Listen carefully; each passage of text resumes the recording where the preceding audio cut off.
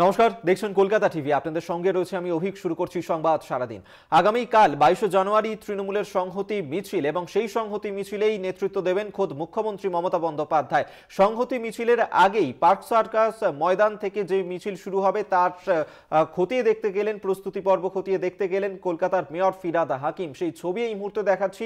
আগামীকাল তৃণমূলের সংহতি যাত্রা এবং সেই সংহতি যাত্রার নেতৃত্ব দেবেন খোদ মুখ্যমন্ত্রী মমতা বন্দ্যোপাধ্যায় এবং তার আগে পার্ক সার্কাস যে সংহতি যাত্রা হবে তার প্রস্তুতি খতিয়ে দেখতে গেলেন কলকাতার মেয়র ফিরহাদ হাকিম। সেই ছবি এই মুহূর্তে দেখাচ্ছি আপনাদেরকে। আমরা এই নিয়েই কথা বলবো। আমাদের সঙ্গে টেলিফোনে রয়েছেন প্রতিনিধি দুর্গা দাস বন্দ্যোপাধ্যায়। দুর্গা, আগামীকাল তৃণমূলের সংহতি মিছিল এবং পার্ক সার্কাসের সেখানেই পরিদর্শন করতে গেলেন কলকাতার মেয়র ফিরহাদ হাকিম।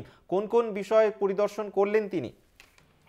দেখো, তুমি জানো যে রাত পোহালেই আগামীকাল উত্তরপ্রদেশের অযোধ্যায় নবনির্মিত রাম মন্দিরে রামলালার প্রাণ প্রতিষ্ঠা দিবস রাখা হয়েছে এবং এই দিনটিকে কেন্দ্র করেই বহু সংখ্যালঘু মানুষ যারা এই বাবরি মসজিদ ভাঙার ক্ষেত্রের জন্য মানসিকভাবে আঘাত পেয়েছেন বা তারা এই বিষয়টাকে হয়তো মানসিকভাবে মেনে নিতে পারেননি, এই বিষয়টা নিয়েই কিন্তু যাতে প্রত্যেকটা মানুষের মধ্যে সংহতির বার্তা দেওয়া যায় যে আমরা ভারতবর্ষের সমস্ত মানুষ এক, পরস্পরের সাথে একসাথেই আমরা এখানে থাকি, এটা আমাদের প্রত্যেকের দেশ।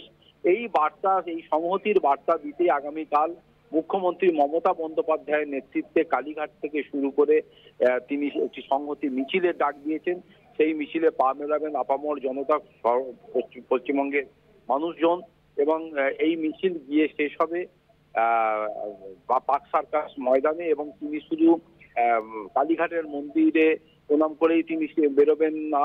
তিনি মাঝ রাস্তাতে যা কৃষ্ণ মন্দির থেকে শুরু করে যে কোনো দেবদেবীর মন্দির, এমনকি গুরুদুয়ারা থেকে শুরু করে যে সমস্ত গির্জা রয়েছে এই রাস্তার পড়বে, প্রত্যেক জায়গাতেই তিনি সেখানে যাবেন, সেখানে তিনি প্রার্থনা করবেন, মাথা ছোঁয়াবেন এবং এই সংহতির বার্তা নিয়েই তিনি তার এই মিছিল শেষ করবেন পার্ক সার্কাস ময়দানে আজকে সকালবেলায়।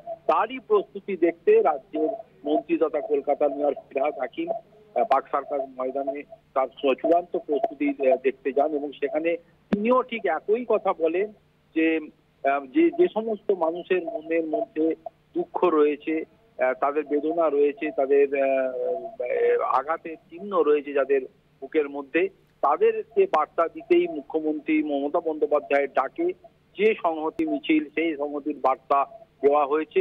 আগামী দিনে যাতে আমরা সকলে একসাথে থাকতে পারি মিলেমিশে এবং সকলে দুঃখ কষ্ট ভাগাভাগি করে নিতে পারি এবং এখানে আমাদের যে সংস্কৃতি অর্থাৎ একসাথে থাকা, হিন্দু মুসলিম কোনো ভেদাভেদ নেই, এই জায়গাটাকে নিশ্চিত করার লক্ষ্যেই কিন্তু মুখ্যমন্ত্রীর দেওয়ার ডাকে সকলকে আপামর জনতাকে আগামীকাল এই মিছিলে পা মেলাবার আহ্বান জানিয়েছেন ফিরহাদ হাকিম।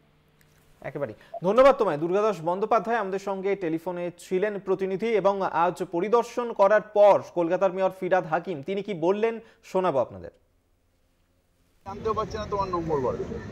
বলছি প্রশাসনের একটা কোশ্চেন, মুখ্য সচিব কালকে নির্দেশ দিয়েছেন জেলা প্রশাসনের আধিকারিক এবং যারা ডিএম আছে তারা না জানিয়ে কোথাও জেলা ছেড়ে যেতে পারবে না, কারণ ইলেকশন আগে অনেক কাজ বাকি রয়েছে, সেগুলো সেটা ওদের প্রশাসনের ব্যাপার। নিশ্চিতভাবে আমাদের প্রশাসনের এবং মুখ্যমন্ত্রী চাইছেন একটা মারাত্মকভাবে ওয়ার্ক কালচার ফিরে আসুক এবং প্রশাসনিক দিক থেকে মুখ্যমন্ত্রী যেহেতু রাজ্যের প্রধান, তাই তার নির্দেশে প্রশাসন সিরিয়াসলি এবং সেই জন্য মুখ্য সচিব দিয়েছেন যে না জানিয়ে যেতে পারবে না, কারণ এটা ঠিকই তো, না জানিয়ে হঠাৎ করে যাবেই বলে কাজগুলো তাড়াতাড়ি শেষ করবে। বিরোধীরা বলছে যে 22 জানুয়ারি রাম মন্দিরের দিন এই সংহতি মিছিল করার কারণ যে মানুষের দৃষ্টি, তার কারণ যে যাদের মনের মধ্যে দুঃখ লাগে, যাদের ধর্মীয় আবেগকে নষ্ট করছে, যাদের আঘাত করছে, তাদের কাছে বার্তা দেওয়া যে আমরা সবাই একসাথে আছি, আমরা সবাই ভাই বোন একসাথে থাকবো, এটা ভারত, আমরা সবাই একসাথে থাকবো, কেউ বড় না কেউ ছোট না, কাউকে বিভাজন করতে দেব না, এটা তার বার্তা। ব্যানার লাগানোর পারমিশন দিচ্ছে না পুলিশের, এবার তাহলে প্যান্ট খুলে নেওয়া হবে এভাবে যদি পারমিশন না দেওয়া হয়। এগুলো হলো উগ্রবাদীদের কথা,